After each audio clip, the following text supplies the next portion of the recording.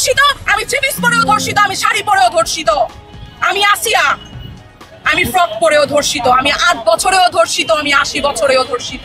পোশাক, এই জামা, এই একটা বস্ত্র কখনোই আমার ইজ্জত বাঁচাইতে পারবে না। আপনি যদি আসিয়ার এই ঘটনাটার দৃষ্টান্তমূলক শাস্তি না প্রতিষ্ঠিত করতে পারেন, আপনার স্বপ্নের বাংলাদেশও করতে পারবেন না, আমাদের সোনার বাংলাদেশও আপনি গড়ে দিতে পারবেন না।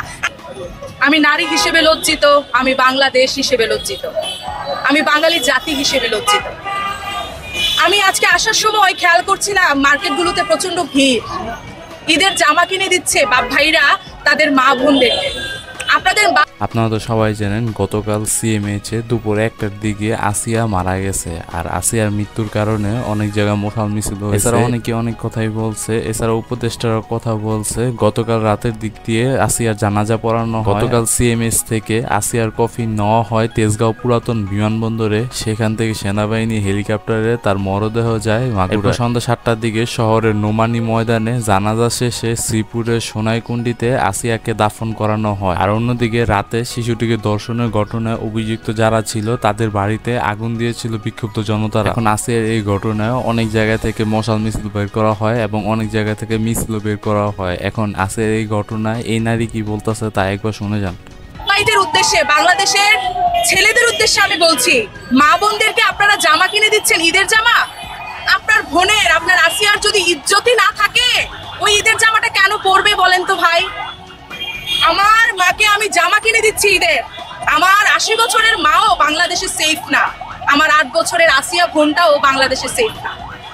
আর আমি ডক্টর মোহাম্মদ ইউনূস স্যারের উদ্দেশ্যে দৃষ্টি আকর্ষণ করে বলছি, আসিয়াকে দাফন করে দিচ্ছেন আপনারা, আমাদের প্রতিবাদকে কিন্তু দাফন করতে পারবেন না আপনারা।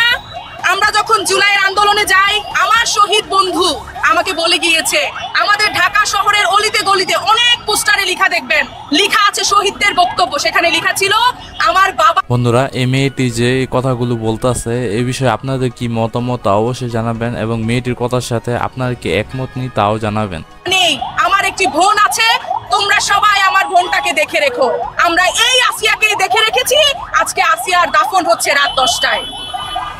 আপনাদের সবার উদ্দেশ্যে বলছি, আমার ওই বন্ধুটা যদি জানতো আজকে তার বোন আসিয়া ধর্ষিত হয়ে মারা যাবে, সে কখনোই তার বুকের তাজা রক্ত দিয়ে বাংলাদেশটাকে স্বাধীন করতো না।